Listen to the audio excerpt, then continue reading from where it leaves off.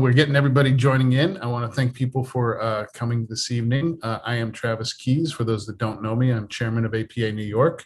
And I want to thank Deborah for helping putting this together, and Cornell Watson. You just hear that name and it sounds like that's like a legit photographer. The name alone gives you credit. It's like, oh, you wouldn't have to see a single picture and you're like, Cornell Watson, he must be amazing. So I'm really happy that he's joining us tonight. We get to do all these kind of exciting talks with people, and this is what makes it kind of so much fun, especially in this day and age where hopefully we're getting back soon. We'll do some of these in live, but I love that we can talk to people all over the U.S. and abroad, that we can really have these wonderful conversations. And Cornell, his stuff is really in his story, and I'm so excited that he's joined us for today. So I want to thank him so much for being here. Deborah, why don't you give us a little rundown on him? Well, Cornell is obviously, and let us know. I'll let you do the intros for this one. Okay. Well, before I introduce Cornell, I just want to let everybody know that we have some other upcoming, a couple other classes upcoming before the end of the month. On March 22nd, we have The Art of Light, Storytelling Portraits, with Esteban Toro, and it's part of our Rock, Scissors, Paper series with Hana Mule paper. And then on the 25th, excuse me, we have The Holistic Photographer Reboot and Rebalance, which is a series that we're doing. And this is going to be about interactive strength. It's an interactive strength session.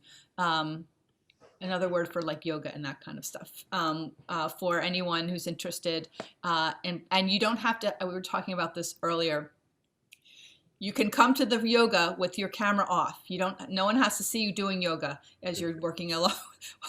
And just to talk about those two things, Esteban is a friend of mine, and I've talked with him many times on web things, but Esteban is an incredible photographer, travel photographer, and also a teacher, and does a lot of tours and stuff like that. But his Aperture of Light series on YouTube, he did is amazing. So check that out before, so you can come with some great questions. He's going to be giving a great, I'll be talking with him, and he's giving a great talk. And the holistic series that is amazing, because you know what, your camera isn't your only tool. If you don't deal with this tool in your body, that's probably one of the most important tools. We tend to neglect that. So those are very important things that we're kind of dealing with on those subjects. Yeah, and they're good. The exercises to deal with problem areas photographers have, like shoulders and from carrying heavy bags. Mine starts from here and goes down to my toes. Yes. Those are my problem areas. But for tonight's talk, we're really excited to have Cornell Watson here. Really excited that he agreed to speak, and he has a really great story. And it just seemed, when I read about him, it's just so inspiring. With so many people struggling and everything, that here's this person who last year, at the beginning of last year, he was working a full-time day job in HR, and then got laid off and turned that into an opportunity. He had been doing his photography on the side, and then was able to turn this, into a career, a major career, working for national newspapers, and you won a prestigious grant. So it's really inspiring that, and his work is beautiful, and that's why. But I'm sure there's a lot of work, involved, and he'll talk about how he did that and how he, does what he does, and how to be his most authentic self. And so thank you for speaking, Cornell. Without further ado, Cornell Watson. Oh, we forgot to say about questions. You want to? Yes. So Q&A. We're going to let Cornell do his presentation, and he's graciously going to stay a little after and answer questions. There is a chat box and also a Q&A box. Use the Q&A box for all your questions. We'll be monitoring that. So at the end of this, we will be asking the questions that you put in the Q&A, and the chat box is just for you guys to put whatever, how fabulous everything's going, and any questions that you have other than to him. So enjoy, and Cornell, over to you. Awesome. Thank you all so much. All right, let me get the tech situation under control.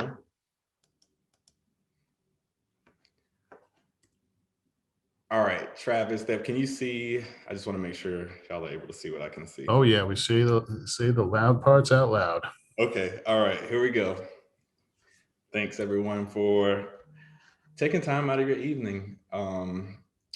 tonight because I'm sure if you all like me, you've got a little one that is running around destroying the house, and I have a spouse that is, I'm fortunate enough to have helping me out with that tonight. So thank you all for being here. So I'll start off. My name is Cornell Watson. What up, fam?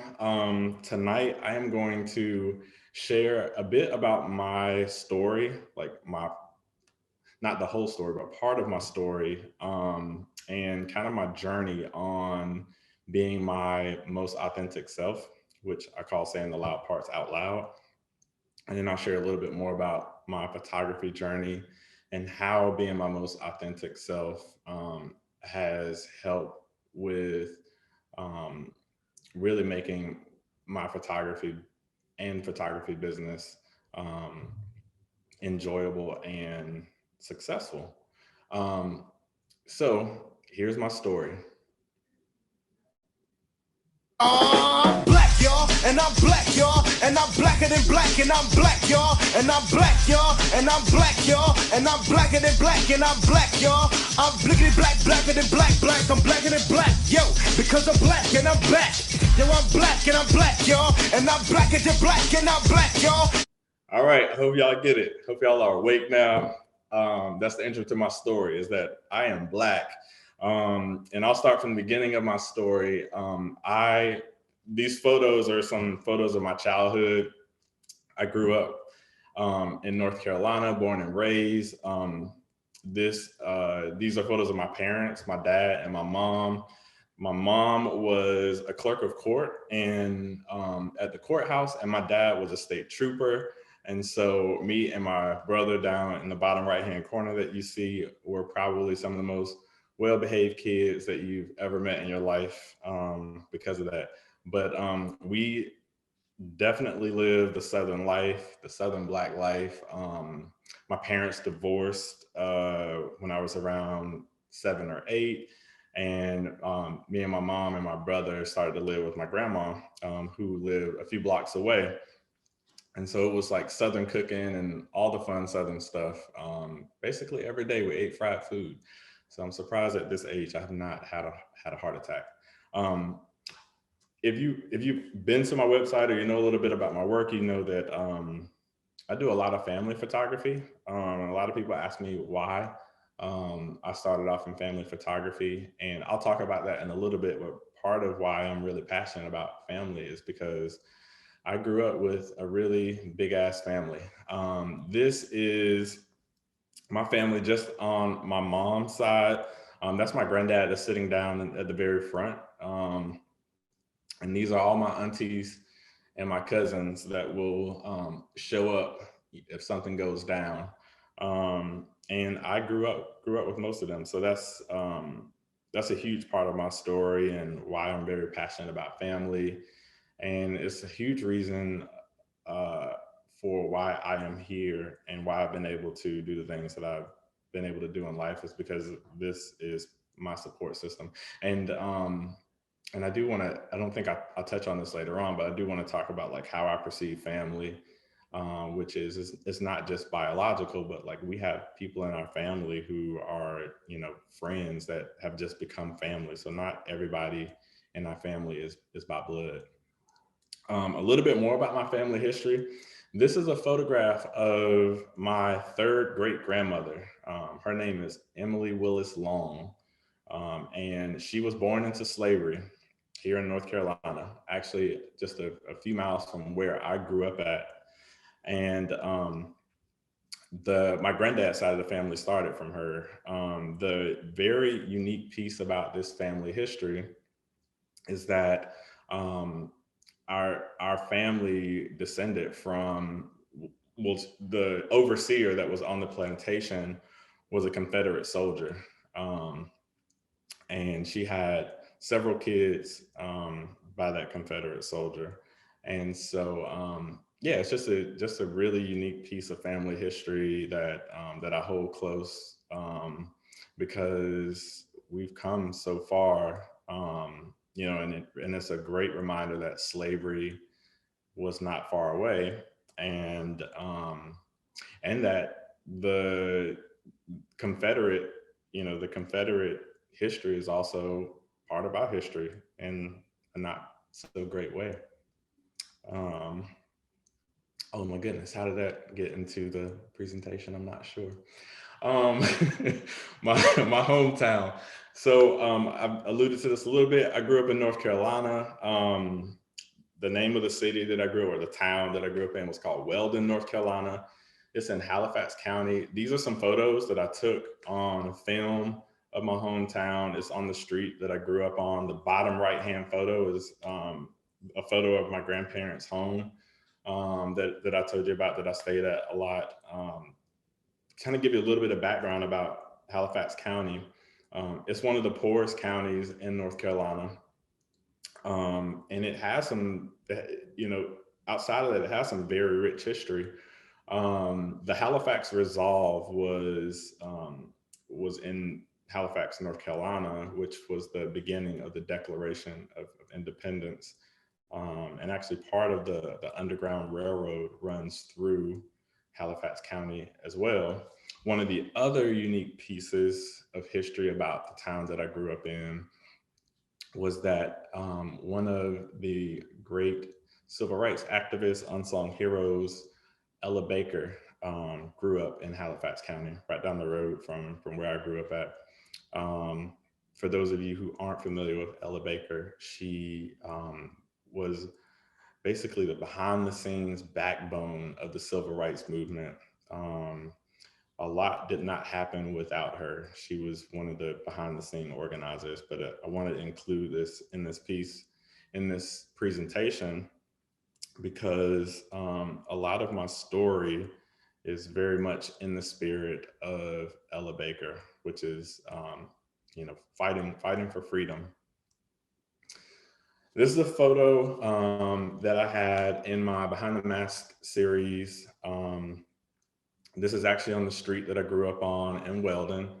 The gentleman that I photographed at the time, he's 90 years old, and he also grew up in Weldon. And the building behind him is a segregated school that he attended, and my grandparents also attended this segregated school at the same time that he was there. And I'm including this, I'm talking about this now because I'm about to tell you a little bit about my experience with education. This school later on, as you can see, it's not operational now, the windows are boarded up, but they changed this school, or they moved the school down the road and called it Weldon City Schools. And believe it or not, the school is still segregated. Weldon City Schools made a splash in North Carolina news and kind of on a national level. I pulled this text that you're reading now from the North Carolina NAACP's website. And this is basically talking about how the schools in Halifax County are segregated still. There are a few majority Black schools, and then 4 miles down the road from where I grew up at, there was a majority white school, and that was due to redlining and the gerrymandering of the school districts. And you can see it talks about like how the middle school, what at the time this article was written, was infested with pests and rodents, and bathroom stalls didn't have doors. And that was very much my experience when I was at Weldon Middle School. In fact, we didn't even have a middle school at the time that I was there. They actually had to pull out trailers for us to learn in. But the interesting part about this text is that you can see that the majority white school that they're talking about here, the elementary school, had all the resources that they needed, and still they had money to build a brand new school. I remember, I believe it was like I was in the 6th grade or close to the 6th grade. My mom moved into a duplex, and we could throw a rock at the majority white high school, but the gerrymandering lines were drawn so tight that we still were not in the school district. So this talks a little bit about, this is actually a photo of some students that go to Weldon City Schools. I photographed them for my Behind the Mask project that I was working on, which I'll talk about in a little bit. but the schools are still segregated. Nothing has changed, and in the foreseeable future, probably nothing will ever change. So this is some text that I pulled from a book called Radical Equations, and this is about my eighth grade class at the time. The writer of this book is a gentleman by the name of Bob Moses. And Bob Moses is a civil rights activist that was part of Freedom Summer. For those of you who aren't familiar with Freedom Summer, we're talking about the freedom rides in the South to desegregate. We're talking about the movement to register Black people to vote, like all these things that were happening around that time. Bob Moses was one of those prominent individuals that was a part of that. And then the co-writer for this book is a civil rights activist as well, and his name is Charlie Cobb. This text was taken from there. So there were me and my peers at this time. We were supposed to be taking a pre-algebra course, but because we went to this very under-resourced, segregated school, we actually didn't have textbooks for the class, and we also did not have a teacher at the time either. And we finally ended up having a teacher to come in, and she was white. And I vividly remember this happening. And then, after a while, you're like, well, did that really happen? And then when I read the book and read this line, I was like, okay, that really happened. But she said that she didn't believe that we were capable of learning algebra. And it was really based on her biases of, here's a classroom full of Black students that don't have textbooks. She just didn't believe in us. And so she quit, and we were left without a teacher. What ended up happening was we had a gentleman by the name of David Dennis. David Dennis is the gentleman on the right-hand side of the photo who came down. He has an organization by the name of the Southern Initiative Algebra Project. And this algebra project he was implementing this in schools like ours to help students, Black students specifically, to overcome some of these under-resourced challenges like we were having, so that we could learn math and excel later on. And obviously that's John Lewis to the left of this photo. And Dave Dennis spent a lot of time with us. He actually, for this particular class, this particular situation, he actually brought in a teacher to teach us in the evenings, and then he brought in a teacher to teach us on the weekends so that we could actually learn math. And in addition to that, we started attending summer camps with Dave Dennis. One of the summer camps that we went to was in the Gullah Islands of South Carolina. And if you're not familiar with the Gullah Islands, it is where some of the first enslaved people from Africa landed in the United States from Sierra Leone. And they actually still today speak the Gullah language, which is a mixture of African and English, broken English. But I'm telling you this because one day we were sitting down with Dave Dennis. We didn't quite know the extent of the work that he had done in the civil rights movement. And we were watching the Eyes on the Prize video. And there was a whole segment on Dave Dennis and the bus rides and his 3 friends who were murdered by the KKK registering voters. So we had this very unique experience in the 8th grade of having someone, and at the time, just imagine, like, as an 8th grader, we're thinking the civil rights movement was so long ago, it was prehistoric with the dinosaurs, but no, here's Dave Dennis in the flesh, helping us fight for our right to an education. And so we actually ended up, with his help, we ended up passing that math course. Actually, it's like 22 out of the 28 of us ended up passing that math course. And then we also had this very rich learning experience of our history of being Black. in the civil rights movement and kind of what it takes to organize, and then learning that those movements happen via the young people during that time. So I'll say we kicked butt and we excelled. One of the cool memories about like doing things in spite of was that we, for the first time in the school's history, we won this quiz bowl tournament, and we competed against all the other schools were white schools, and so it was very interesting experience to just kind of see the shock on everyone's faces that there was this Black under-resourced school that just kicked butt in this tournament. But some of the people in this photo you see are some of my friends, and they went on to be doctors, lawyers. There's a book writer in this photo. There's a photographer in this photo. And then via all of that, I actually got a full academic scholarship to attend a university in, not really Wakanda, but it was like Wakanda. So I went to North Carolina A&T.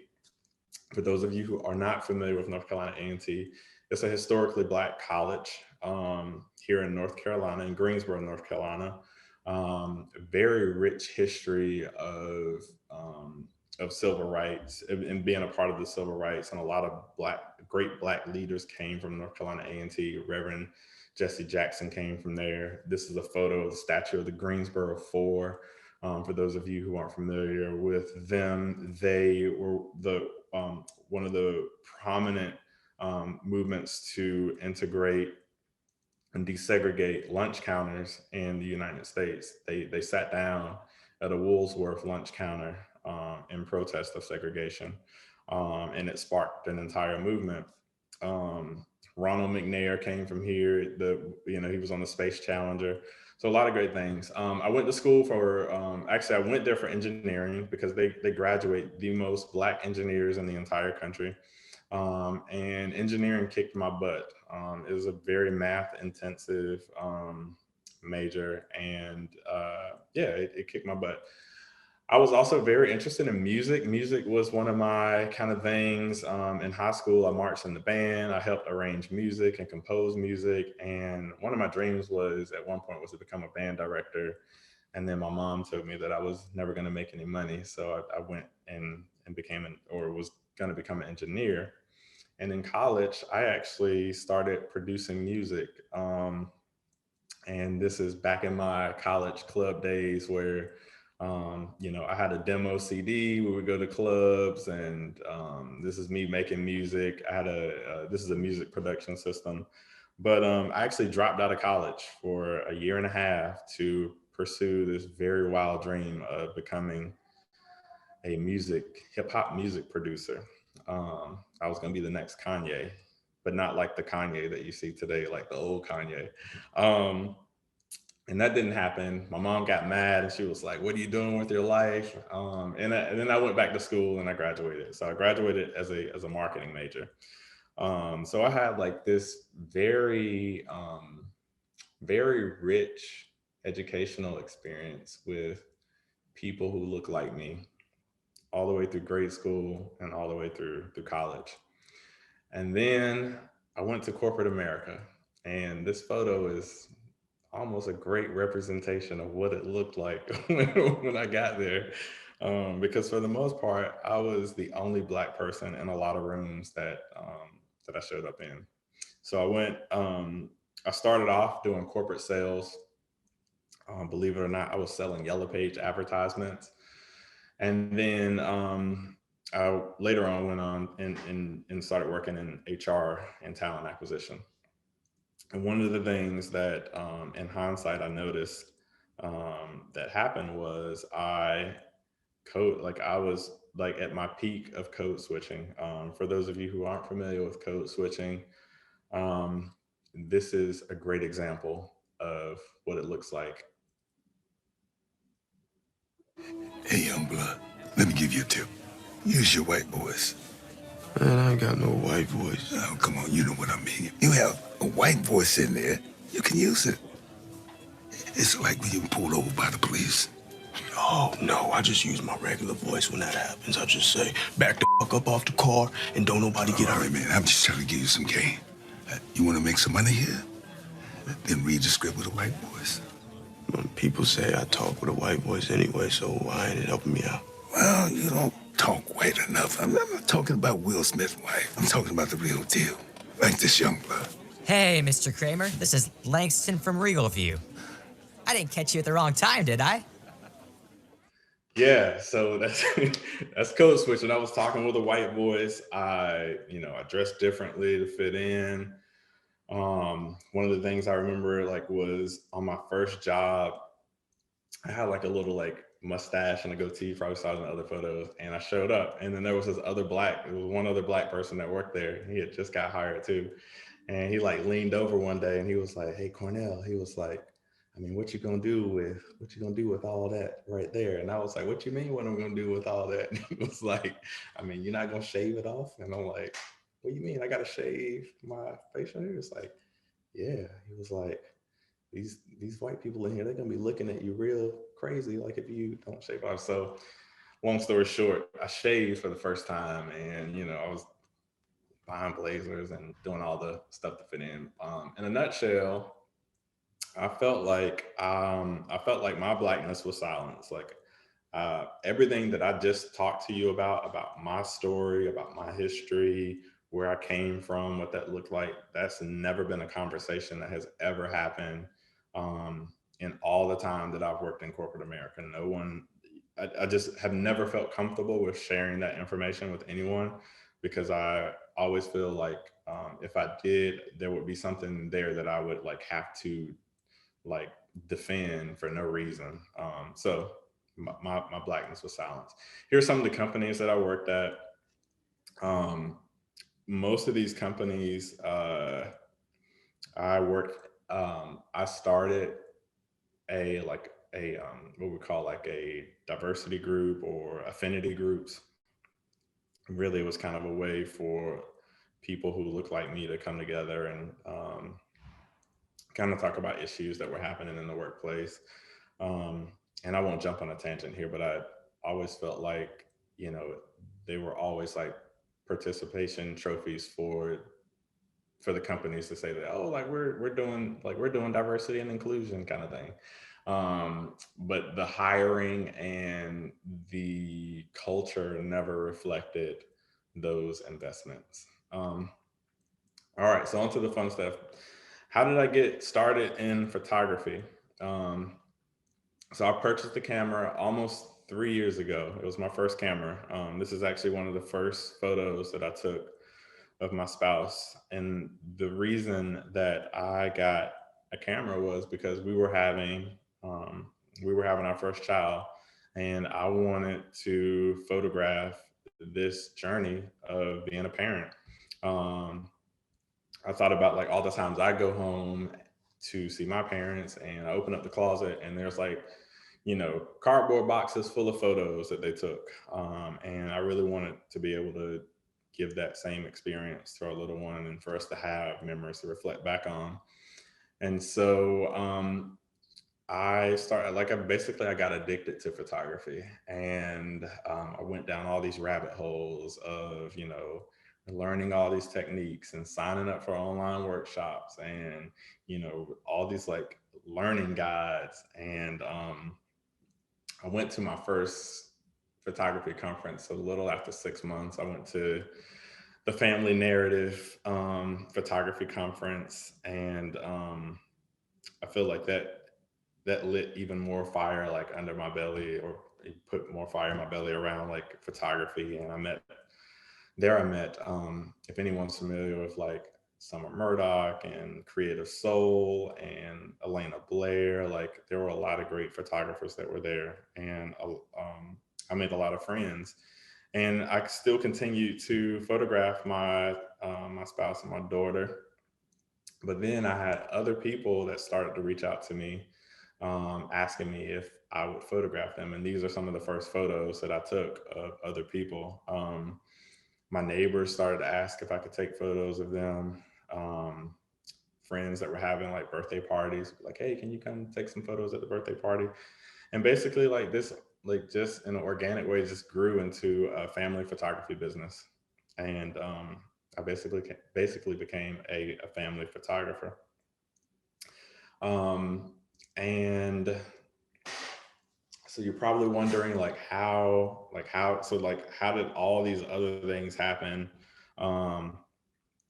Where, as Deb mentioned, some of the national publications and some of those things. So in December 2020, you probably saw on Black Twitter that Black people gain superpowers. And this is me jumping off the roof. I've been jumping off the roof. Long story short, I did not gain superpowers. What happened was I feel like saying my loud parts out loud really led to a bunch of opportunities. So I'll tell you what the loud parts are. In my specific example that I just gave you about my story, my loud part is my race. Being Black is one of my loud parts. Some of these other loud parts that I wrote here are like your ethnicity, your nationality. There are things that you believe in, like the things that you really believe in, your history, your experiences that have shaped you. I won't rattle off all the things that I listed on here, but I think the easiest way to understand like what the loud parts are is like, if you ask yourself one of these questions, is to add in like a second level question of like, what are you really passionate about? Like if I ask you like how do you walk? And then you tell me like, you show me how you walk, and I'm like, no, like, how do you really walk? Like back in the day, I had a little pep in my step kind of thing. I was trying to be cool. Like I don't walk like that anymore because most of the time I'm in white spaces and people be like, dude, what is wrong with you? But yeah, so these are what the loud parts are. They are the pieces of you that you have been forced to silence. For some people, it could be race, like I mentioned. It could be, the way that you love. It could be sexuality. It could be anything that you feel like is being suppressed or has been suppressed. Those are your loud parts. How do you find the loud parts? All right, so this video is not gonna work, but it's basically the part of the Lion King, because I have a 3-year-old. How can I go back? I'm not who I used to be. Remember who you are. You are my son. Yeah, but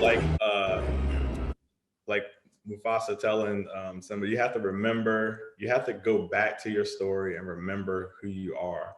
I found that revisiting my story and going back through my story, I always find like little pieces where I'm like, oh wow, like I really have been like putting that back in the closet for some reason or another. I'll give you like a very like over the top example here would be like food, for example. Like I told you back earlier in my story, like I grew up with a lot of like Southern cooking, and like these are probably some things like you maybe never heard of, but like my grandma used to cook like neck bones and chitlins and all this kind of stuff. And like I would never show up to to a corporate potluck with neck bones and chitlins, just because I'm gonna get strange looks. People are gonna look at me crazy. And but I love neck bones and chitlins. But anyway, revisiting your story will absolutely help you find. It'll help you find your parts, your loud parts that have been tucked away back into the closet.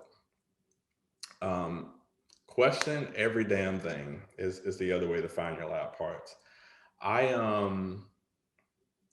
want to share this example of like why you need to question everything.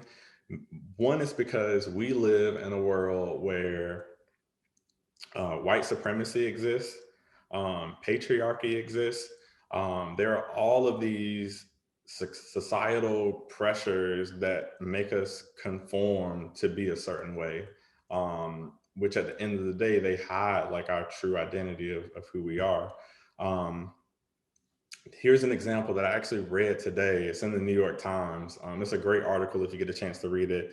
It is about Egyptian hair, and how Egyptians, especially Egyptian women and men too, they have natural curly hair, and but they don't wear their curls because it's frowned upon in the culture. And this whole article is talking about that. And then there's this one interview of this woman, and she talks about how she never questioned those societal norms that pressured women to straighten their hair. And now after after questioning those type of things, like she talks about her feelings of being like mad and kind of outraged at the fact that like, why did I ever straighten my hair? Like these curls are a part of who I am, and they're beautiful. So question everything. So here are how you say those parts out loud. One is for me, what helps is to write these things down as you're revisiting your story, as you're questioning, things in your life, like, why are you doing things a certain way? Why are you talking this way? And you're uncovering these loud pieces, is to write them down, to remind yourself of like who you truly are. Because these things, it's very easy to just like conform. The other thing is like to put them everywhere. I believe that saying your loud parts out loud, they begin to serve as a filter for your personal bubble, for your business, where it's basically like the laws of attraction. If you never heard about that, it's like whatever you put out into the universe is what you start to get back. So I believe in putting these things out where you basically become like a walking billboard of your true authentic self. And either people can be okay with who you are or not. And if they're not, then that's totally fine. Like those are individuals that obviously you don't need in your life. And then living them out, like be bold and be brave to be your most authentic self. And I will say like these things aren't going to happen like overnight. Like after this presentation, like I'm not going to recommend that you like immediately go do every single thing where you change your website and go update your social media to who you are. But definitely over time, like start to implement these things. And then use your judgment as it relates to your safety, because there are evil people in the world, and you just have to be careful and be aware of your surroundings. There are times where I know who I am and I'm proud of who I am, but I know that there are certain places where my safety is in jeopardy based on who I am. And so I do have to code switch sometimes and hide pieces of myself so that I can basically survive. Here's an example of just kind of like, putting your loud parts out there. Like on my website, like I'm very clear that you are about to meet a Black person, and I am very happy that I'm Black, and I'm proud to be Black, and I am I'm passionate about sharing Black stories, and I'll talk about that in just a little bit. But I'm very clear about who I am and what it is that I'm going to do, and I'll talk a little bit more about this. And then the other one is about safety. Actually, just a weekend ago, I went to Eastern North Carolina, and that morning when I was getting dressed, I was like, well, I'm not gonna wear like I love my Blackness shirt or like some of these other shirts that are very like pro-Black, because people especially in the South, it can be dangerous and people just don't care. But I had somebody call the police, even though I wasn't doing anything. Like, we were collecting water samples on a project. But anyway, be safe. So what does the research say about all this? So I was digging through some scientific journals, because I wanted to make sure that you knew that this was backed up by actual research. And they found that what they did was they were measuring authenticity. And what they found was that people who were authentic were happier, and they had higher self-esteem. And I promise you that this was one of the last slides that I put in my presentation, because some of the things I'm going to share with you reflect these exact things that these researchers found in their studies. So how did saying the loud parts out loud impact my art? So I became very intentional, and I've already talked about this a little bit, but I'm very clear on, after revisiting my story and understanding, who I am and where I've come from, and like what my ancestors have done to be here, I am very intentional about using my art to share Black stories. I am using it to share stories of joy, stories of Black families, stories of trauma and mistrust. Honestly, anything related to the Black story, I'm using photography to share. And like I said, I'm just really intentional about that. These stories make me happy, and sharing these stories, and I'll talk about this in a little bit too, it just kind of gives me a sense of freedom. And it's just a way to express myself as being a Black person in America. The other thing was, I really just stopped worrying about what other people thought about me and my art. And I'll kind of share a story about this. So this is one of the photos in the Behind the Mask series. And this is actually a photograph of my mom. And earlier I told you about the fact that she worked at the courthouse.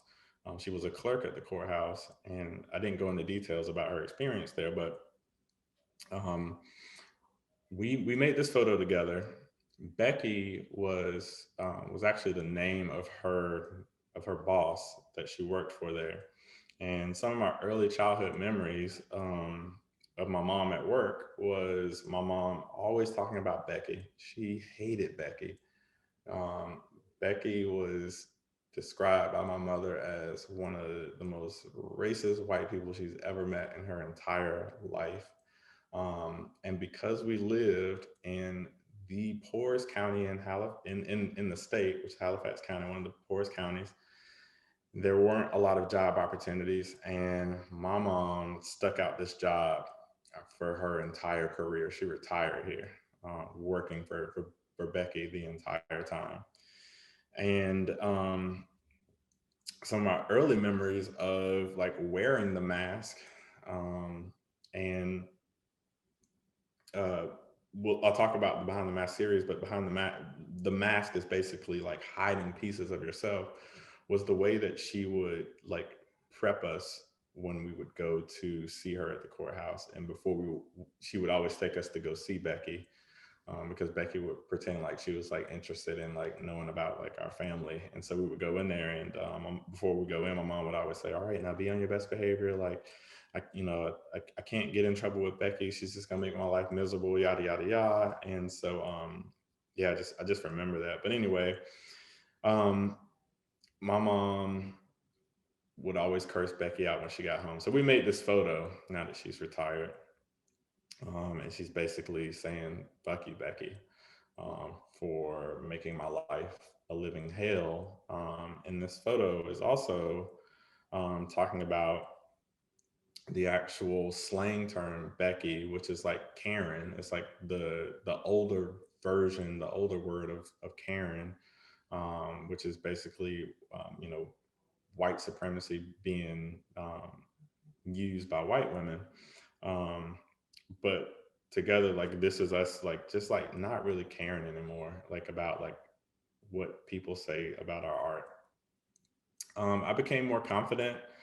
Um, I'm like, I know exactly like I know what my intentions are, and so when it comes to sharing these stories, and so I'm very confident in the way that I approach them now.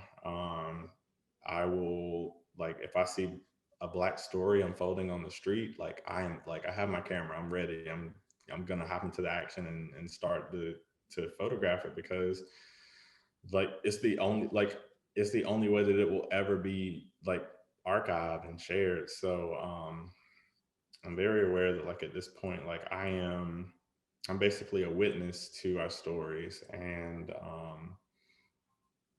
yeah, it's kind of it almost feels like I'm obligated to document um, these stories of ours.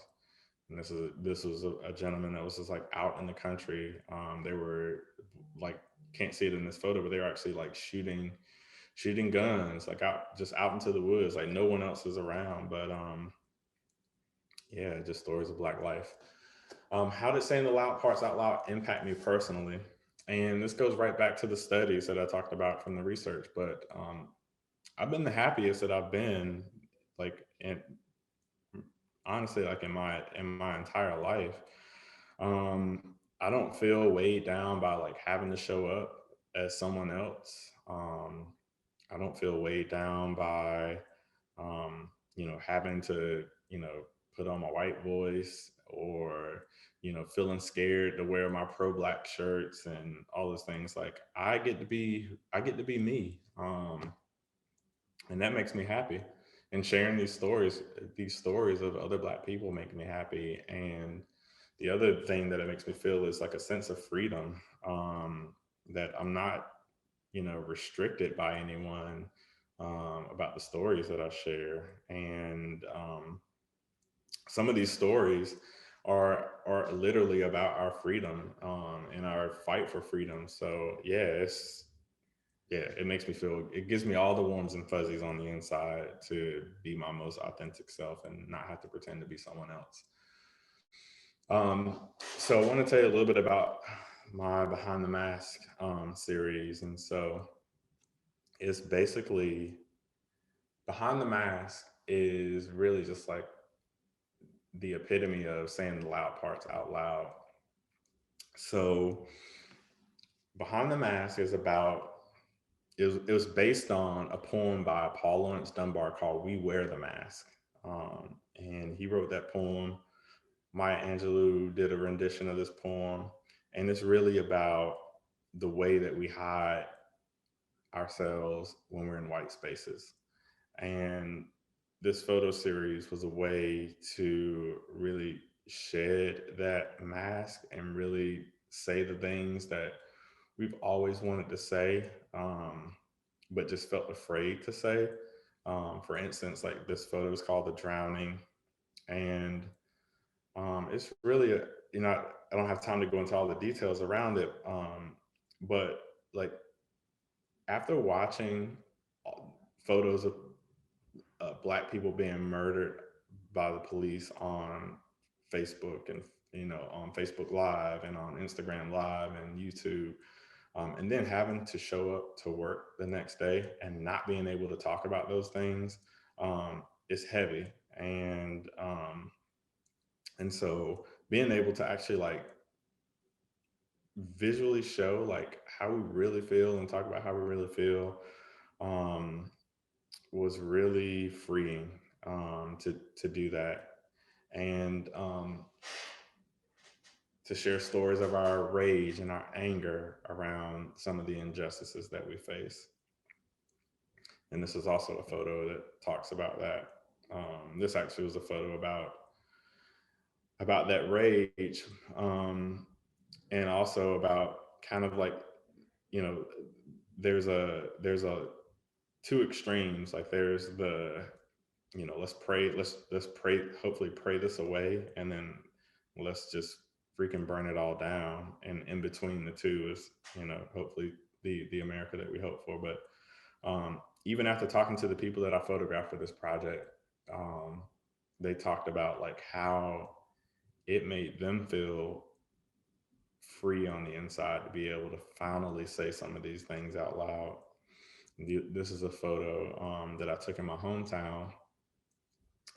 This Confederate statue sits just a few yards away from the majority Black, 98% Black elementary school. Literally hovers over the school. And so I photographed this couple. They're Black queer women. And for them, this was really just an act of resistance. And for their daughter, this was empowering for her to feel like she has control,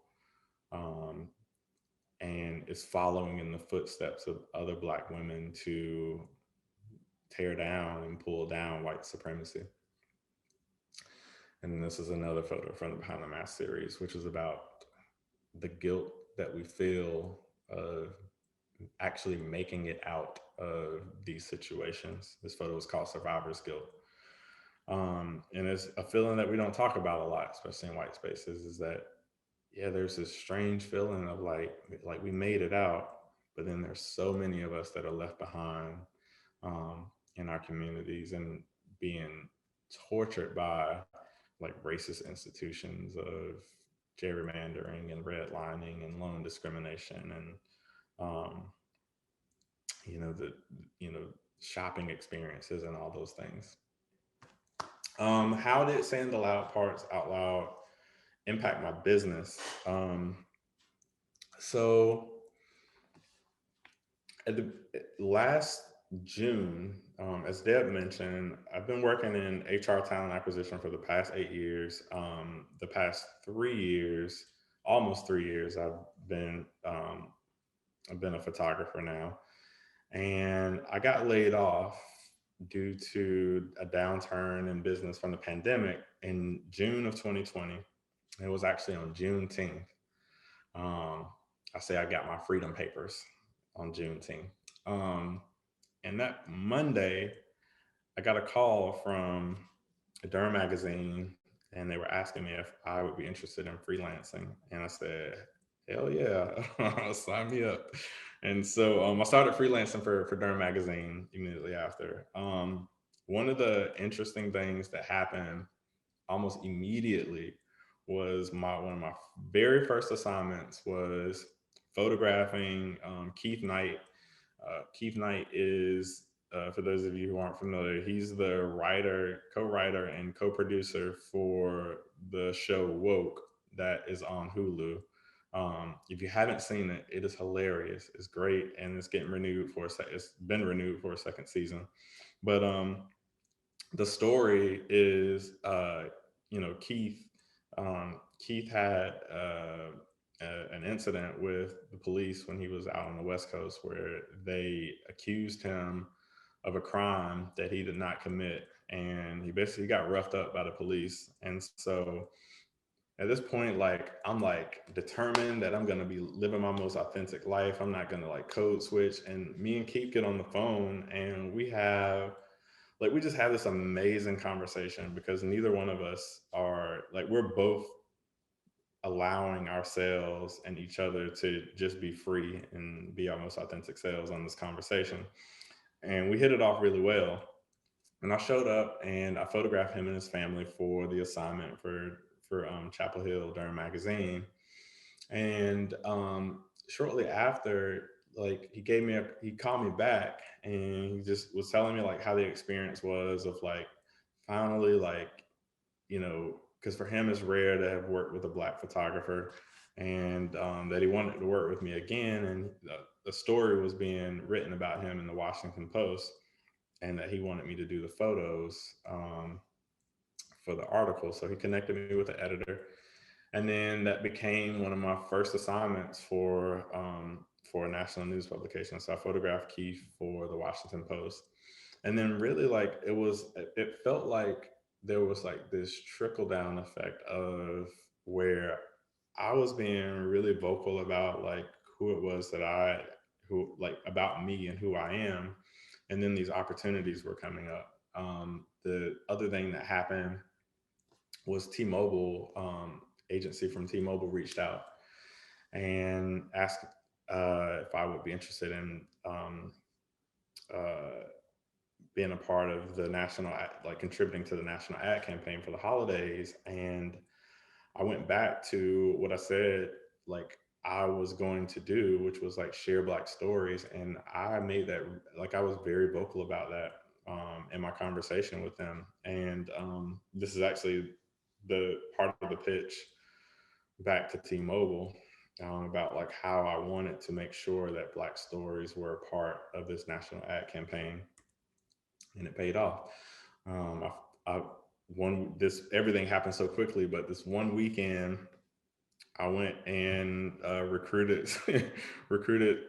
some families that I knew that I really wanted to photograph, who I felt like displayed Black, who was really just kind of the epitome of Black joy.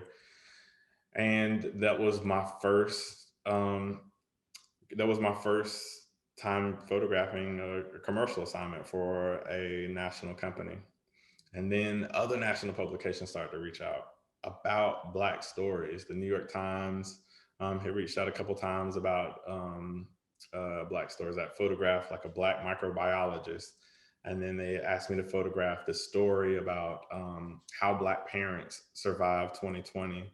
And this is one of my favorite ones because right as I was packing my bags up to leave the home, the mom is like telling me like how important this was, and that her kids would always remember the time that this Black photographer showed up, this photographer who showed up that looked like them. And it just it gave me a sense of validation that I was on the right path and doing the right thing. This is another for the New York Times. And the Washington Post reached out again about photographing Black stories. I photographed Black voters in Durham. Durham has a very rich history of Black history. It's one of the Black Wall Streets. A lot of people think about Tulsa, Oklahoma, when they think about Black Wall Street, but Durham, North Carolina is actually one of the Black Wall Streets. There was at one point they had the world's largest Black insurance company that was here, and there was a Black bank, and there was just like a street full of Black businesses. And then I photographed stories, a story for ProPublica, this one was a really hard one, which was about a Black family that lost their mom in a nursing facility due to neglect, and the legislation that is currently in place in North Carolina grants immunity to nursing facilities because of COVID. And so whether it's COVID related or not, they don't have any recourse to seek justice for their mother's death.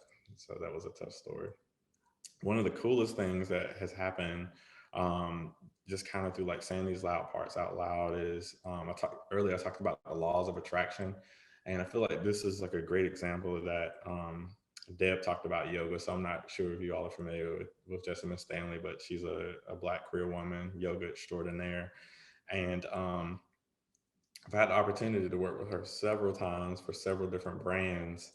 And one of the first times we worked together, we had a very similar conversation to the conversation that me and Keith Knight had, where we're both just kind of like really being free and talking about like who we are and expressing ourselves. And it just feels great to be able to be in an environment where you feel included and you feel free to just be yourself. And so I feel like having a chance to work with Jessamine on some of these commercial opportunities has been really one of the highlights so far on the journey.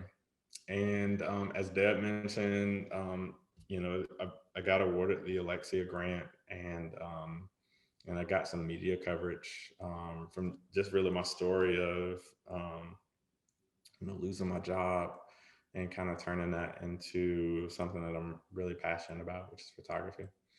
So I want to kind of give you a few key takeaways. One is to write it all down. As you're, and I talked about this earlier, but like as you're revisiting your story, as you're questioning every damn thing, and thinking about who you are and what you want to be, write it down. For me, I found that one of the most helpful things in this journey so far was I created an artist manifesto, and it really is just like a hybrid of like just manifesting things into existence, and then also just reminding myself of like who I am, which is that I am Black, and I'm a Black artist, and I'm just going to be unapologetically Black because it makes me feel free. And so I wrote that in my artist manifesto. When I looked at this, like before I responded back with a treatment to T-Mobile, I referred back to my artist manifesto over and over and over just to remind myself that like, do not compromise, like don't compromise on this. Don't hide any parts of of yourself. Just show up 100%. The other thing, piece of advice here is create or choose to be in environments that allow you to say your loud parts out loud. The working in HR and talent acquisition for the past 8 years has really given me a different perspective on this piece of advice here, because I never felt like I was able to say my loud parts out loud. Those environments just were not conducive to be able to do that. And so as a business owner, as an entrepreneur, you now have the power to create your own environments where you feel included, you feel welcome, you feel free to do what it is that you want to do. And then you also have the power to make your clients that you work with feel the same way. So you are now like the diversity and inclusion director of your business, and you have the power to finally do the things that a lot of these businesses have been promising to do for years and never lived up to. So this ball is in your court to be able to do this, and you owe it to yourself to do this in practice. Whenever you get an opportunity, for those of y'all who don't get this meme, this is Allen Iverson, and in one of his press conferences, he showed up. Iverson was like, he was the man, right? I mean, he was the team for the Sixers, and this one press conference, he was questioned because he wasn't showing up to practice, and he was like, practice, but yes, like you got to practice these things whenever you find an opportunity to say your loud parts out loud. Force yourself to do it. And again, and at the same time, also give yourself some grace, because like it's hard. But like I mentioned, you will feel so much happier, and you will feel so much freer. And the opportunities that you will start to get will be very aligned with who you are as a person. And then I want to leave you with this quote by Marianne Williamson. I won't read the whole thing, but I think that these last two lines are like really important, which is, as we let our own light shine, we unconsciously give other people permission to do the same. As we are liberated from our own fear, our presence automatically liberates others. And so keep that in mind as you are saying your loud parts out loud and being your most authentic self. You are at the same time inspiring other people to do the same exact thing. And I charge you with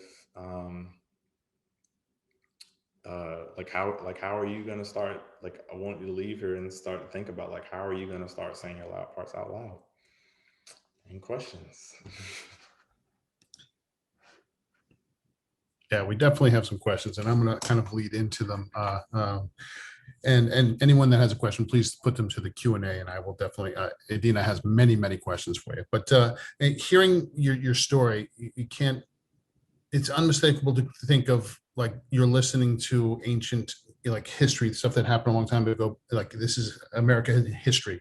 It is actually American current, and that's what's so hard to grasp for many people is that, as much as we take a step forward, it seems we're always taking steps back. Where did you find your strength to say, you know what, I'm going to say my loud parts out loud? Was it, that large family? Was it, your mother? What was it that really kind of gave you that inner strength to say, no, I'm going to do this? Yeah, like I don't think that it was like one single thing, but I think it was like a mixture of different things. Like, for instance, like to mention my mom, like I just remember like always thinking that like hearing her deal with those things, I would always think that like, oh, I'm never gonna I'm not gonna do that. Like when I become an adult, like I'm not gonna let some Becky run over me in the workplace. But then like you become an adult and then you realize that like actually I do have to let Becky run over me at work because like I gotta pay the bills. So part of it was like thinking about like how I wanted to um change and do something different, and just kind of like really kind of buck the system in a sense as it relates to that. The other part of it too was I think was just like really just being tired, like I think like you get to a point where you're just tired and you just stop caring, and you realize that no matter what you realize that no matter how hard you try to conform and hide pieces of yourself, that the same results happen. Like me changing my voice or me wearing different clothing doesn't prevent me from experiencing the hate that I like received throughout my life. So it's just like, well, I might as well just be myself, right? And so like that's part of it, but yeah, I think it's just like, yeah, just it comes from different places. And then looking at and then thinking back on like the people that I talked about earlier, like with Dave Dennis and Bob Moses and Ella Baker. Like I talked about the spirit of Ella Baker, like they were living their authentic selves, right? And I think that, I in a way like I owe it to the work that they've done to get us this far to continue that journey of trying to help us all be free, at the end of the day. Yeah. Yeah. I mean, you certainly talk about the history and names and stuff like that, and you've catapulted in a very short amount of time to really a quite exceptional composition and content and matter. So I'm sure you have looked back at your predecessors and the people that paved the way for you. Who do you look back and kind of study, and who were your mentors in photography that really kind of moved you? And did you go back there? Were there certain ones that you went, that's me. That speaks to me. Yeah. So I'm really still on like a crash course of like I'm still on a crash course of photography, and like at the moment I feel like I'm definitely in an art history / photographer history like crash course. But I have several photo books now from Gordon Parks, and I knew that was coming. That the same one got me. yeah, I have that. And there's, yeah, like just looking back at those photos, like they're so powerful. And but like if you looked at them first glance, you would just be like, oh, like this is just like everyday life. But I think that's what makes it powerful, is that he captured everyday Black life in a time where things were like very like physically oppressive, where, for instance, like whistling at a white woman could get you murdered and lynched, like we're seeing like Black people just exist. There's another photography book. It's called The Sweetest Flypaper. I'm about to mess up his last name, Roy. DeCarava, I think is his last name. And him and Langston Hughes did a collaboration together. And again, this is really just kind of like the simple life of Black people, and it's like one of the most beautiful books that you will like read through. And then reading the words of Langston Hughes, like, yeah, it's just beautiful. So yeah, so like I think your question was just like who are like some of the people that I'm like looking at, like those are some of the ones right now that I'm just kind of like digging into and looking at. And then like there are photographers that are just like current day that I like to look at. India Bill is one. Her book Performance Review really has like really resonated with me, because it's about corporate America in a sense, and hair, and like it's just a yeah it's a very unique good book that just resonates. It would definitely resonate with anybody who has felt like they have had to hide pieces of themselves in the workplace. Yeah. Yeah, I follow like Dana Scruggs and Kennedy Carter, and Right.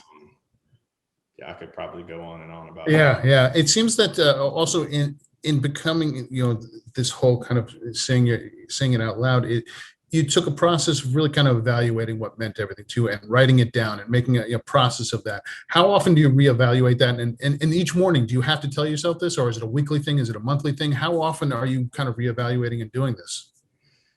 Yeah, when opportunities come up where I don't feel like, well, yeah, when opportunities come up and I'm not like 100% certain on whether like this is the right thing, then I feel like that's the time to like just go back and read like what I wrote down about.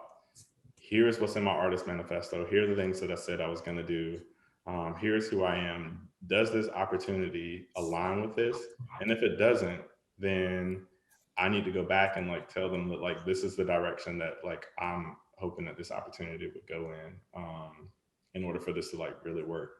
Else, I found that like when I do take on like because I have taken on like stuff where it hasn't aligned, that those assignments, those projects don't like make me happy, and they kind of suck out like some of your like creative soul and creative juice in a sense. Let's build on that though, because I'm curious. Have you gotten to a point where you really pick and choose who you're working with, or are there moments now that like you really have to kind of like, they want me, it's a good payday, it goes against what I'm believing and saying out loud, I'm gonna, have you walked away from ones recently that like, I can't do it, I have to walk away? I'm trying to remember. I know for sure there was one recently. I can't think of like what the brand was, but there was All right. one. Who was it? We want to know. No. Yeah. There was one that I definitely walked away from, but like I feel like there was some where I'm like, at the same time, you got to pay the bills, right? But I feel like it's important to know, like, even when you do take on those, like when you take on that work and those clients that may not align like with what makes you happy, to understand like why you are doing that job at the end of the day. And it could be because like, yeah, I gotta pay the bills, so I'm gonna take this on. But I know at the end of the day, like this is the only reason why I'm doing this. Like this, this isn't gonna be like a long-term engagement with this person kind of thing. Yeah, I think the important part is knowing the why behind like why you're taking that work on. Yeah. That photo that you took with your mom with the face mask with Becky. Yeah. When was that taken? We created that. It was in August of last year. So it was actually right outside of the town. It's like in the rural parts of the town. Because like we were trying to go somewhere where like people weren't around, so they wouldn't know, like what we were doing or whatever. And yeah, we found this empty field in a dirt road, and my stepdad has this like really cool like muscle car thing, and yeah, I just felt that was the place to do it, and because we felt safe, and like her still wearing the mask was very symbolic because she still wears the mask, like she's not, she's not going around saying "fuck Becky," you know. What's it like work with your mom as a subject, and going through, like, what are you doing with your life? Have they really kind of taken pride in you or accepted you as a photographer? How's that been transitioned? Like, our son's a photographer. Yeah, I mean, she's really proud. I mean, she was proud before because, like, and granted, like, she probably had no idea. Like, I mean, you probably experienced this with parents and like family members. Like, you tell them what line of work you're in, and then like they just have no idea what it means. I'm like, oh, like, Mom, I work in talent acquisition, and she's just like, okay, whatever that means, kind of thing. But it sounds fancy. She's always been proud, but I really think she's really proud of this journey. And her, she has seven brothers and sisters, and most of them have all gone the entrepreneur route. They're in cosmetology and they're barbers. And so I think she definitely understands the grind of being an entrepreneur, just, because most of her siblings have gone the route of being an entrepreneur. Yeah. Well, we have a bunch of questions from Adina and Linda, but I know I can see Deborah's eye that she's trying to ask a question. I'm going to throw it to Deborah for one. First, I would say, same thing with my mom. I think I was a photographer for at least 10 years before my mom stopped referring to me as unemployed. Self-employed. But I had a question about your version of the image you had that was reminiscent of Gordon Parks' American Gothic. Is that part of a series? It's not. I can pull it back up. I created that photo because it is a version of American Gothic. I think this is the photo that you're talking about here, right? Yeah. So I was like I mentioned, I was like going back through like Gordon Parks' work, and one of the things that I feel in that piece of the woman that he, if you don't know the story, so he photographs this woman at one of the government buildings, right? And they begin to have this relationship where she lets him into her life, her everyday life, through this. And so he has like multiple photos of her and just kind of daily activity. But one of the things that stood out was that like there's this Black woman that has the opportunity to be one of the greatest employees in the building, but she's like restrained to this one task of being a janitor and cleaning up the building. And I felt like nothing has changed. Not much has changed since he created that photo. And this is really a photo speaking to that like my daughter, who will be a Black woman, is looking at a future that is almost very, like, not much has changed. Like, you look at pay inequality right now with Black women and those things. Like, yeah. So yeah, I went into the garage. I had a flag from the Behind the Mask series that I was working on, and then she has this the kids like clean up stuff, where it's like the broom and the mop and all that kind of stuff, which she never uses because our house is like a mess right now. But yeah, and then she only gave me like 3 seconds to like really create this photo. But yeah, I think in the Gordon Parks photo, there was a light that was behind the woman that was lighting the flag. And then there looked like there was a light that was shining down on the right side of her face. So I put 2 flashes up to basically recreate the same exact photo. You can kind of bring up, I want to kind of go in, earlier you were talking about, back in school when the teacher leave and, kind of just saying you're probably not going to learn, and how you just kind of went right by it. It's like, it probably will never change. And that is gut-wrenching and heartbreaking. How do we have this conversation, and how do we make people aware? And where do we go from here? Like, how this country in the last 4 years seems to be so divided. How do we bring it back together? And, you know, and I hate to like keep asking questions, but here we're in a world that, you know, we're really so on two opposite ends right now, and where we want to have these conversations. In the last year, you know, so much has happened in our lifetimes. You can't, like, we've gone through a full lifetime of knowing history, and in our lifetimes, this last year, you know, from, well, the last 4 years, from COVID to Black Lives Matter to, you know, the presidency, politics, to, you know, the storming of the Capitol building. Like, that's a lot to handle in 1 year, and it's so overwhelming. Where's your mind wrapped up in what you're saying out loud, and where is it going? Yeah, so like, I guess like to the earlier part of the question,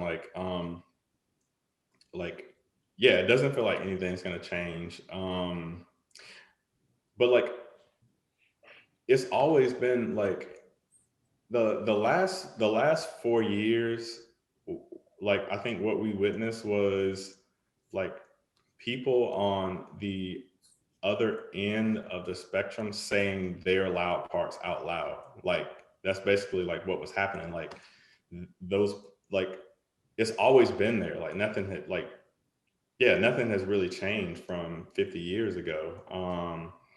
Like talk about like Black Lives Matter. Like there was the civil rights movement was basically like basically the modern day, you know, Black Lives Matter. And the insurrection that happened at the Capitol, like that's not the first time that an insurrection has happened. You know, like there have been, you know, the insurrection in Williamson, North Carolina happened where they overthrew the government. So like none of these things are new. It's just that like they're just, I feel like it's hard not to look at them now, because like now we have TV and we have cell phones and we have social media where we basically get a live stream of like these things that are happening.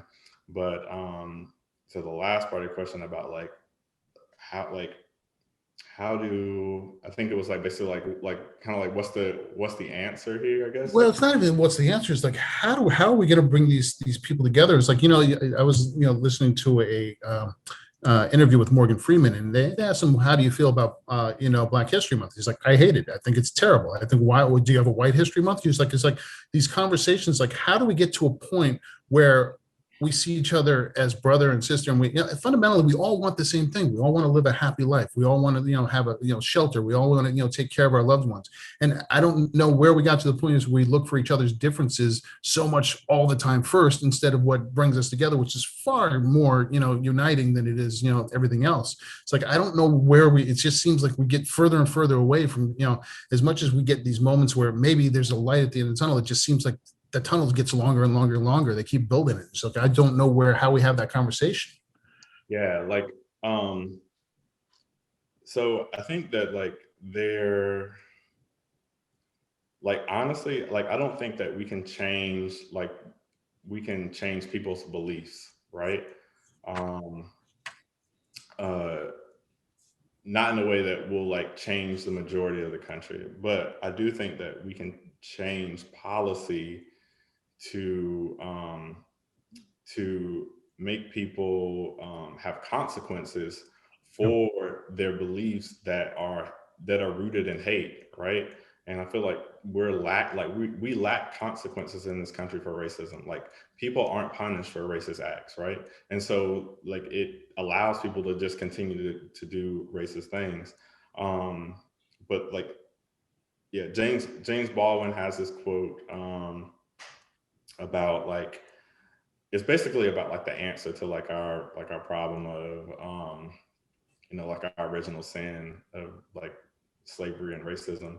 And he says, and I'm like basically paraphrasing this, but basically what he says is that we won't have a problem like until white people begin to love themselves, then racism will continue to persist. And basically what he's talking about, the fact is like the system of white supremacy, the way that it is structured and the way that it is built is that one group needs to be suppressed below another group, right?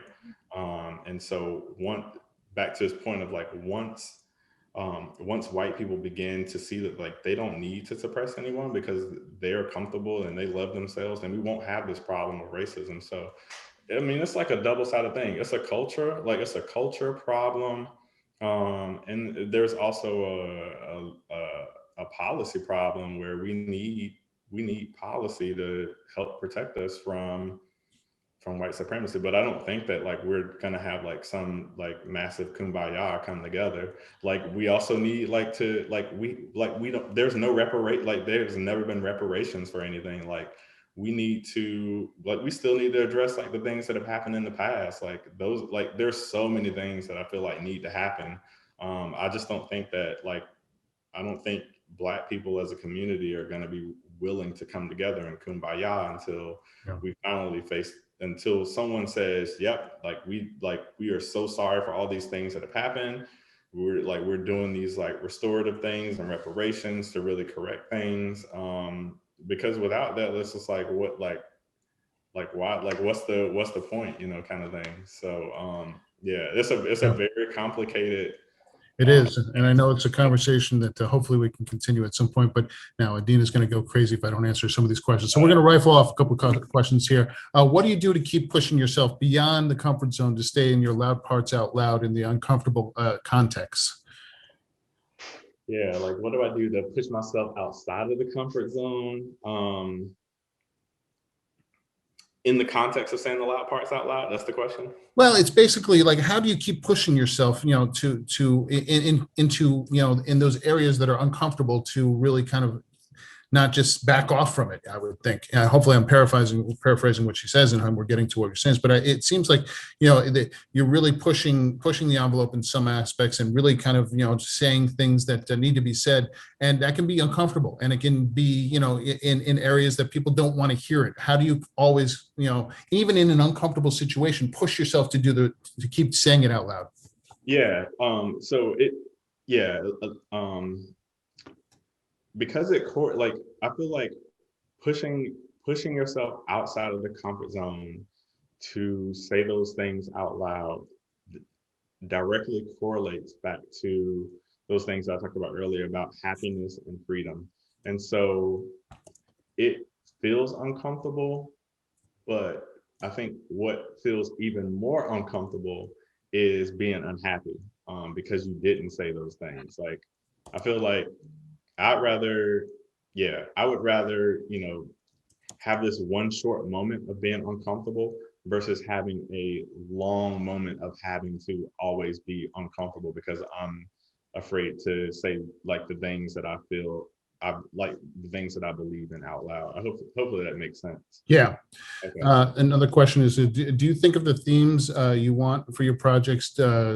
Let's see this here. Do you think of the themes you want your projects to be about and then capture photos to convey those themes, or do you take a photo and build a theme around it or something else?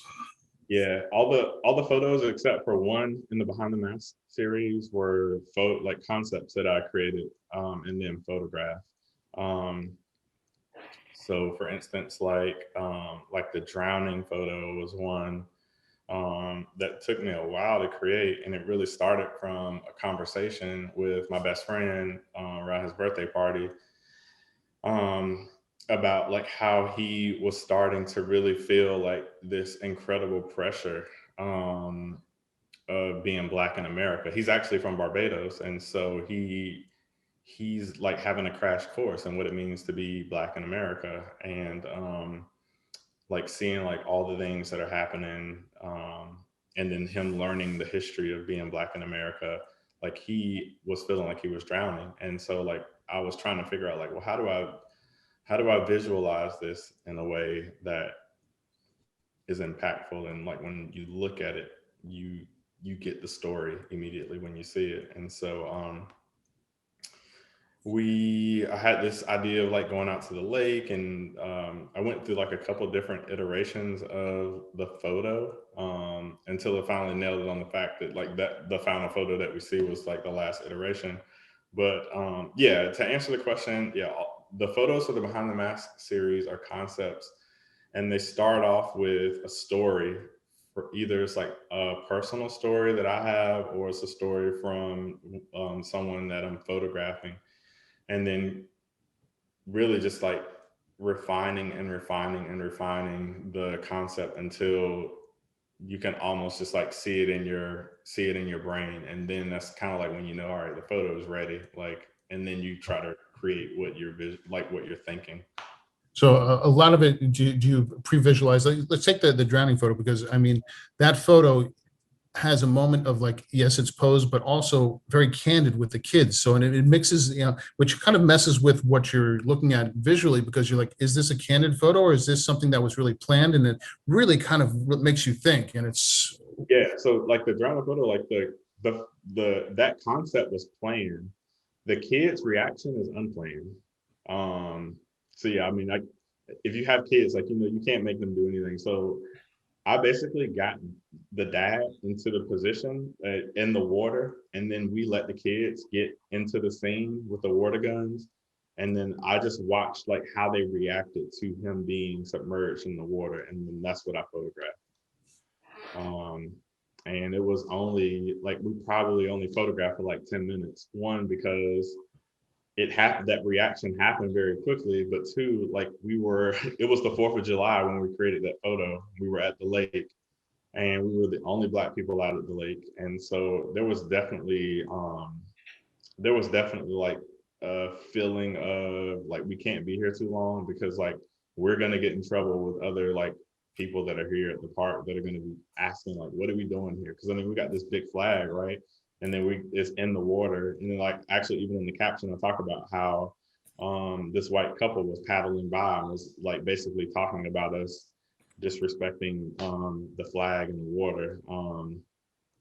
But yeah, so for instance, like with that one, like for all of them, I use Pinterest to create like a mood board to basically help me visualize the concepts. And so for that one, it was like images of like Black people in water, and even for like the one of the eggshell photo, I'll show you that one. Even for, let me pull this one up.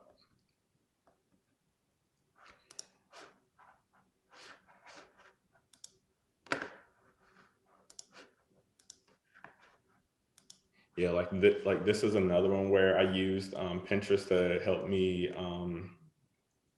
visualize, like, how do I make this concept work? Like, me and my partner were sitting down at the dinner table one day, and we were just talking about like, she was just talking about her experience that day at work, and we were talking about Black issues, and she had mentioned that like she felt like she like always have to walk on eggshells. And then I immediately went back and remembered this conversation that I had with this couple about like their feelings of being Black queer women in the South and being in the church and always feeling like they were walking on eggshells. And but then also having at the same time to deal with white supremacy, which is why the Confederate statues in the photo. And I was just trying to think about like, well, how do I capture all of this in the one photo? Because the Confederate statues up here, the eggshells are down here. And really the only way to be able to do that would be to have a mirror on the ground so that you could actually see the photo. And then it was thinking about like, well, what else do I want people to see? And I wanted them to see the girl's hands holding the noose, because it has so much history of violence against Black people, and it is her reclaiming this tool to actually take down white supremacy. So it was like thinking about all these things and like how to fit it into a photo. And so on Pinterest, like basically what I was doing was like trying to look for photos of mirrors on the ground so that I could actually see before I went to Lowe's to go buy a mirror, like how is this actually gonna look? Like how far up would I be able to see, and how far down on the body would I be able to see? And so there was actually a fashion photo that I saw, and I was like, oh, this can work because it worked in this photo. So now the way that I can technically execute this, I can see it. And so, yeah, I went to Lowe's and got a mirror, and then I called them up, and we went to that Confederate statue behind the school that she went to create the photo. and And the actually, photo, the photo just becomes, I mean, it's almost multiple photos. I mean, you have the mirror image, you have, people can read this in so many ways. And it's like, I look back at, like, that silly movie Summer School, where Rodney Dangerfield goes back to school and he gets Kurt Vonnegut to write his book report. And the teacher goes, this person doesn't know the first thing about Kurt Vonnegut. And everyone's going to kind of, read this image and probably say 5 million different things. But when you bought the mirror, were you thinking, oh, this is just a way to execute showing off the statue? Or was it really kind of more forethought of, like, no, that it's the mirror image and we can do, two different things? Like, how much did you go into it? Yeah, for me, I definitely wanted the hand, like, for me, having her hand clenching the noose was, like, important. And so I think your question was, like, how important was, like, the mirror in the execution? Like, well, it was more like how in depth, like, was it just like, oh, the mirror is just a way to show off, what I can't show in the picture, or was it like, no, I want this to be really deep, and I'm like the mirror image of people and looking into the mirror, and what we see is not what we get? It's like, how far deep down the rabbit hole did you go with planning this image? I thought about like what does the mirror symbolize? I did not go down that rabbit hole because there was already enough rabbit holes to go down. Like, even just with them being barefoot was like a whole other rabbit hole, because I have another image called Bootstraps, where the one that I showed earlier with the 90-year-old who didn't have any shoes on, and that's basically representing, like, we are always told to pull ourselves up by our bootstraps. But we are never provided with the boots to be able to walk in. So it's like talking about, like, how we walk through America literally with no boots on. And that's why they're barefoot in the image, and then the eggshells in the Confederate statue. So, like, there was, like, a ton already going on just about the story, that honestly, like, yeah, I could still go down a rabbit hole with the mirror, but I didn't think it was necessary to even to go down that rabbit hole. So, I mean, there's more questions, but I know we're getting short on time here, and I want to thank you for your time. But I'm going to combine a couple here, and then finish off with a couple questions that I have. So someone wanted to know, do you have a formal photography education, and do you think that you would have left your job if you had not been let go? I do not have a formal education in photography. Basically, like, what I know about photography has been through, like, signing up for online courses and going to the workshops that I talked about earlier, and really just, like, being a sponge. And yeah, I've followed other photographers around just to kind of see, like, how they shoot too, and YouTube. So a lot of YouTube videos. Oh yeah. Yeah. And then the second part of the question about would I have left my job had I not been laid off, and the answer is no. I still would be there now had I not been laid off. I'm just being really honest. Yeah.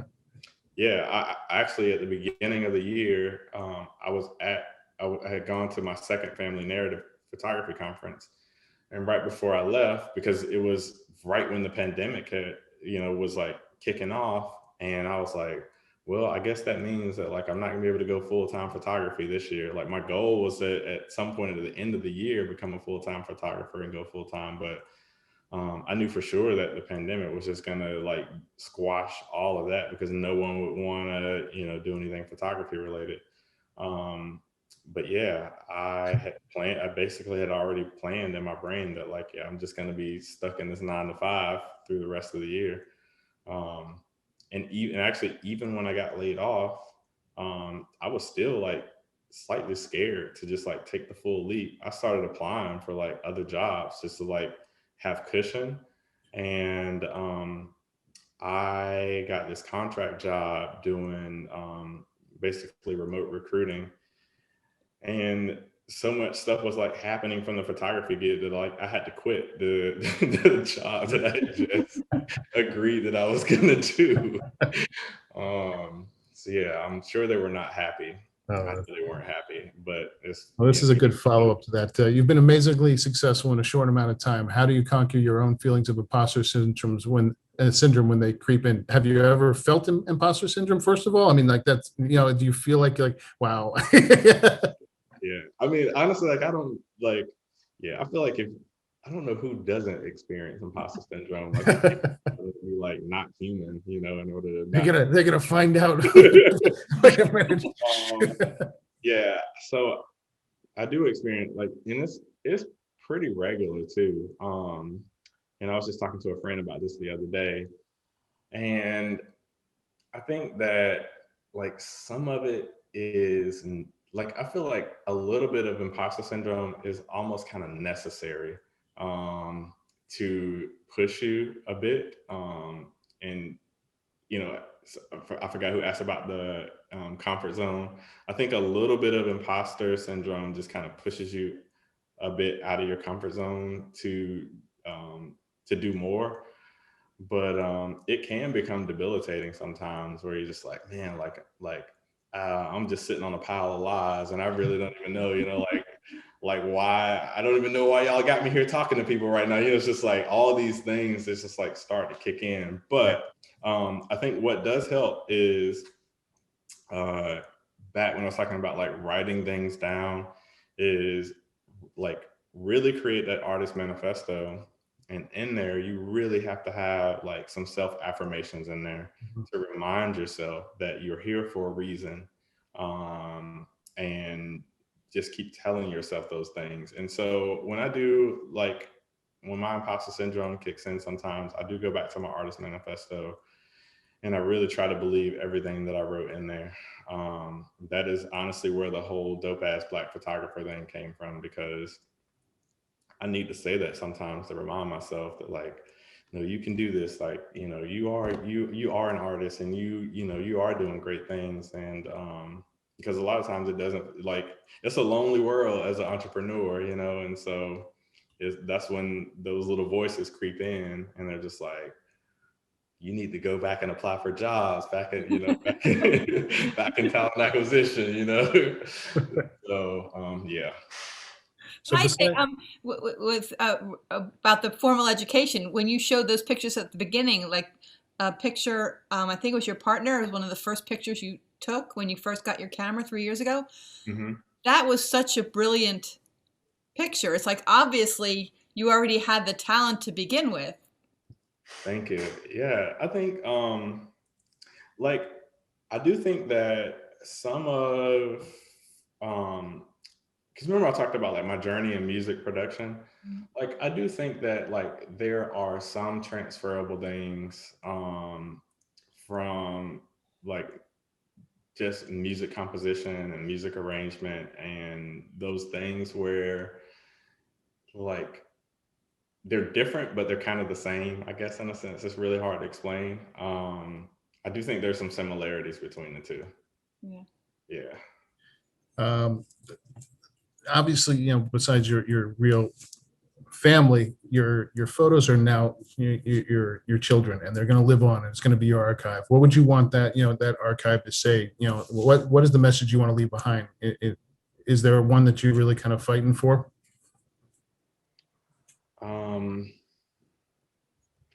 Yeah, very similar to like so like when like how I was talking about like how I felt when I was like looking at those Gordon Parks images. Very similar. Like I want people to think about the year that like these photos were taken in. Like so far, like they were all taken in the past 3 years under like one of the most craziest times like in American history, where we had like an outright racist that was leading the country, and people were really deciding that like they were just going to be their best racist selves, and that despite all of that oppression and racial outrage, we were still able to channel joy, and we were still able to have like these family moments. So I want like I think, yeah, I want people to look at images in that context, and see that like, yeah, we live like simple, like we still live simple lives, you know, like yeah, when they see photos of Black families, I want them to know that like, well, the stereotypes that you read about Black families where fathers aren't present, like that was actually a lie. Like we're the most present, you know, figure, one of the most present father figures out of racial groups. So I want those images to be able to tell those stories and really uphold our truth. Yeah, I mean, they're also like pieces. Yeah, they're pieces of history, and I think that like to what you were talking about earlier, like how do we start to change some of these things? Well, like you think about like how much American history people actually know. They don't really know half the story because they don't know Black history at all. And so like I'm totally like, I understand what Morgan Freeman was saying, but I don't, because like we don't know Black history. So we actually need to have a Black History Month. We need to have a Black History Year for that matter, because like we don't know anything about our history. And so these photos are their history, and it is a way for people to learn you know, more about Black people and about our country, and you know, kind of what we've gone through. So it's also important in that context. Yeah. I think he was saying it shouldn't be just 1 month a year. It should be, you know, throughout the year. Part of the lexicon. It should be part of our, yeah. Yeah. It's like you don't get a White History Month. It's like, that's just part of life, and you're taught it. And it's like, yeah, so I understand. So I'm going to hit you with a couple last rapid fire questions for you before we call it quits. What was the last thing you saw that really made you kind of just smile and laugh and gave you hope for the future? The last thing I saw was Coming to America 2. It was so cheesy and so good at the same time. And it was really great to see you know, just Black culture on display and just joy.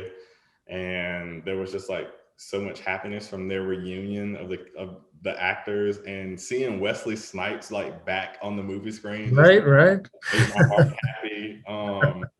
So yeah, I watched Minari too, which is like a different movie, but like it's so beautiful. I mean, it's not like a movie of joy, but it's absolutely like a beautiful family story. Yep. A heart-wrenching, just beautiful family story of like you know, immigrants like work really hard to make a place for themselves in the country, and it really just kind of puts that on display. But yeah, Minari is like a great film. But Coming to America 2, you want to laugh and Absolutely. just have your heart happy. That's it. Do you have a guilty pleasure TV show? Ooh, One you don't even want to admit? Like, yeah, I watched it. you know what? It's so hard right now with like an almost 3-year-old. Like, I feel like I've seen like 1,000 episodes of Dora. And, it's really a fight for the TV. But I've been watching WandaVision on Disney. Me too. Yeah, me too. I'm catching up on right now. Yep. Yeah. What's your favorite junk food? Trolley gummy bears are like my go-to. It's the sour worms. Yeah, actually, I had to like stop myself from buying them, because like anytime I would like see a gas station, I would just pull over and get some. But yeah, I've gone on a diet from the trolley sour. My spouse is a physician, and she's like, oh boy, you gotta hide them. Don't be here long if you keep eating those. You gotta be careful with fish here. Remnants get hidden in there. Have you been? No. Getting the sugar out of my face, out of my beard. So one question I like to ask everybody I interview and talk with is, on the most fundamental level and most personal level, what is photography to you? On the most fundamental level and personal, it's like what is photography to you personally? Yeah, this is a good question. Someone just asked me this not too long ago. It was in a different way. They asked me like, what does art mean to me? But like similar question. But I think for me, photography is a way to help people experience the feelings and emotions and stories that we have in the same way that we experience them, if that makes sense. Yeah, it does. So yeah, so like we could go to the future and I could like hook up like, you know, some sensory tubes into your brain so you could feel everything. Like that's kind of like the purpose of photography is to like help that viewer feel and experience that moment the exact same way that you experienced it. That's beautiful. Deborah, any last questions before I? No, I just say, you know, they say that I've read someplace that to go through life as your authentic self is one of the most courageous things, you know, you can do. It's a hard thing. So I think, thank you for the inspiration and thank you for telling your story. And one question I do have, do you feel courageous? Do I feel courageous? Yeah. Because you sound courageous, but do you feel courageous? I think like sometimes it feels courageous. Yeah, I never really thought about it that way, but yeah, I think sometimes, yeah. Like I think I think when I feel courageous is when, especially like when I'm in like white spaces and I take up space, that feels courageous, you know? But I know that there are like so many other things that I do that's courageous, but I just probably just haven't like looked at them in hindsight in that way. But yeah. Well, thank you. Thank you so much. This is, you know, your story is inspirational. Your talk was inspirational, and thank you so much for, you know, for sharing it with us. Yeah, Thank you all for having me. It's a wonderful conversation, and one I hope to continue with you because we've only touched the tip of the surface on this. And what is so wonderful about it is, you know, the empowerment that you're not only, you know, radiating, but telling other people to have. And it doesn't matter if you're black, white, you know, yellow. It's to take pride in your culture and really kind of just have beliefs, and it's okay to be who you are. And you know, if it's your own, you know, taste, you know, if you like chitlins, if you like, you know, it's like, you know, I know the Southern cooking, I have a family of Texans. I know when you're talking about that, I know exactly what you're talking about. Yeah. And it's a beautiful thing, and I can't thank you enough for that. And you know, it's motivating. You have to sit there every day, and you know, it's not easy sometimes. And you know, we have to embrace that. And I don't think, like you were saying, we are happier people when we actually are our authentic selves. And so here's the happiness, and I want to thank you for that so much. And everybody, I thank you from APA, Deborah Gilbert, myself, Travis. Thank you, Cornell, so much. It's been such a pleasure talking with you. And I'm sorry we didn't get to everyone's questions, but this turned out to be quite an amazing conversation, and hopefully we continue it. So thank you very much. And last question for you, what's next? Is there going to be a book? Is there going to be, what's going on? So I'm working on images for the Behind the Mask, to continue the Behind the Mask series. Where can people see this, or really kind of? Yeah, so right now I have if you go to my website, cornellwatson.com, under projects, you can see the full series. So I'm working on 10 additional images and concepts for that. And I would, at some point, like to do a photo book around Behind the Mask and some more. I hope so. I put me on first Kickstarter. I'm first one in. Yeah, and yeah, right now I'm working on a story about environmental injustice in North Carolina, and yeah, just kind of taking what at this point, just really just kind of taking everything that comes. I'm still doing like family photography and still doing some small editorial stuff. So yeah, it's just those are the Behind the Mask is really the main focus right now, probably for the next 6 months. It's amazing how far you've come in a little time, and I can't wait to see where you are in 5 years, 10 years, because I know it's only going to develop from here. So thank you very much for your time. Get to your family. I know they're waiting for you. It's your time with the kids. my time now. It's it. Yeah. It's Well, over. actually, It's over. it's their time. So if I could wait it out just a little bit, I'm gonna have a No more great questions. night. It's okay. You don't have to stop. My friend, thank you so much, and take care. All right. Thank y'all so much. Bye.